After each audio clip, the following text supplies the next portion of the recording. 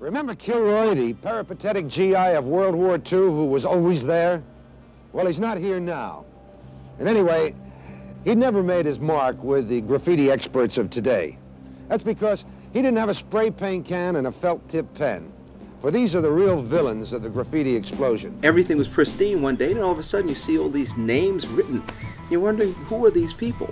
And the more I saw of it, the more intriguing it became. The dynamic of writing your name, of doing something that's illegal, of having other people guess who's this person, is one of the many things that attracted me. It was a sign of the times. It was a sign of our youth, our lack of funds, and possibly the lack of paternal guidance. The whole idea, if you had a nice handwriting and they saw your name there, that meant you were there. Names tended to be clustered. If you wrote underneath a wall, the next guy wouldn't write around the corner. He would probably write right next to you. Taki is a real name. I've always been called Taki by everyone. Well, the first graffiti that I noticed and that I admired a lot and was Taki 183. Taki was the top dog. Taki took it to the max. I mean, I think this kid lived to write his name. I didn't start it, but I was just the next step. The boy got up. There's no denying that every place you look, you wouldn't see Taki. You could walk 40 blocks and see my name on every pole. Park Avenue, Lexington Avenue, Madison Avenue, Sutton Place, all the cross streets. And it just hit them all. And your name would be there, and people would say, how did he write it and nobody saw him? That was the big mystique of graffiti.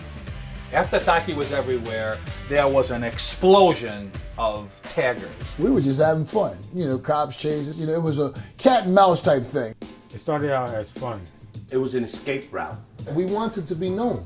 The more we got into it, the more publicity we kept getting. They write their name around so they could be known. It don't make no kind of sense. I do not recall any of them calling themselves artists. We were not writing to make any political point at all. We were just vandals. The Vandals were a tribe of people who invaded Europe in the 4th and 5th century and for no apparent reason destroyed much of what they found there. Sometimes it seems as if the Vandals live again and have invaded the United States of America. When the police officers learned that I was in custody, all the cops started coming to my cell asking me for an autograph.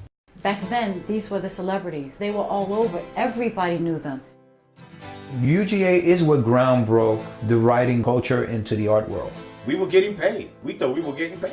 Graffiti changed once that dollar figure came in and the first painting was sold, because there was no value. It was like a Mona Lisa. It was never important to compete. We were family to each other, and we made each other feel important. We were just being us, which ended up starting this movement.